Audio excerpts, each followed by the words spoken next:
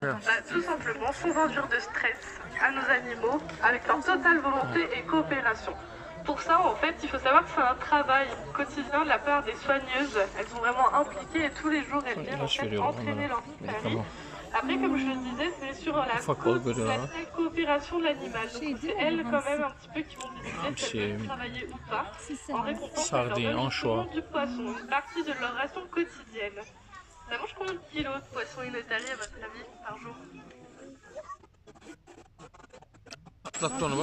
Alors j'ai entendu plusieurs réponses et il y en a plusieurs qui sont bonnes. En fonction de l'individu et de la saison, une otarie va manger entre 5 et 10 kilos de poisson par jour. Voilà, donc on va leur donner aux zones 12 tout au long de la journée, on va répartir cette ration. Alors on confond très souvent aussi l'otarie avec un autre animal, lequel un autre mammifère marin qui est connu.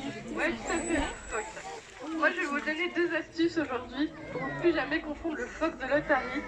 Alors regardez les petites otaries là-bas qui sont à terre. Vous avez vu, elles ont des nageoires avant qui sont extrêmement bien développées. Sachez qu'une otarie, elle est aussi à l'aise sur l'eau que sur terre. Donc du coup, elle va dans l'eau par exemple nager environ à 30 km/h, qui est aussi un petit peu la course. 30 km/h, elle peut atteindre sur terre, donc elle est assez rapide et agile. Regardez, on a une première femelle là qui est à la pesée. 150 kg. Et voilà, donc elles sont les femelles. Hein.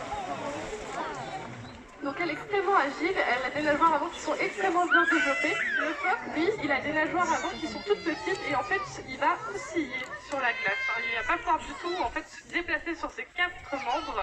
Donc en fait regardez le mode déplacement. Si jamais ça marche très bien, c'est une otarie. Si ça oscille sur la glace, c'est un phoque. Deuxième petite astuce au niveau de la tête. Regardez un petit peu les têtes des otaries. Précisément au niveau des oreilles, elles ont ce qu'on appelle des pavillons externes, exactement comme nous on a une structure externe qui ressort, et bien les phoques ils ont de simples trous pour entendre. Voilà, ça ce sont les deux astuces pour faire la différence avec le phoque, comme ça vous n'aurez plus jamais de doute. Oğlum bir şey diyor anlamıyorum. Alors regarde, typiquement... Bak dön diyor bak. Voilà.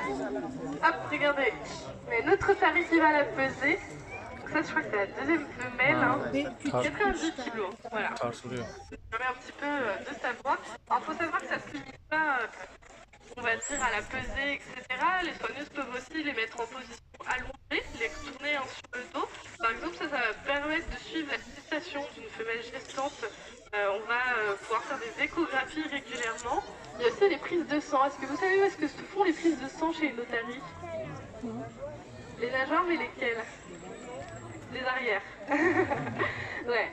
Donc en fait, le fait d'allonger son otarie complètement sur le sol, vous demandez aussi d'étaler ses nageoires arrière et on va pouvoir piquer au niveau des nageoires arrière, on va prendre le sang à ce niveau-là. Ça permet aussi de faire des analyses, de suivre si nos animaux sont en bonne santé. Ça permet aussi d'appliquer des soins. Regardez tout à droite, notre soigneuse qui regarde un petit peu l'état de la fourrure de l'otarie, qui pourrait aussi appliquer un soin si jamais elle était blessée. Elles vont aussi regarder la dentition, très important chez les otaries, puisqu'elles mangent du poisson, elles ont quand même besoin de leurs dents, qu'elles soient en bon état quand même pour manger correctement. Donc voilà.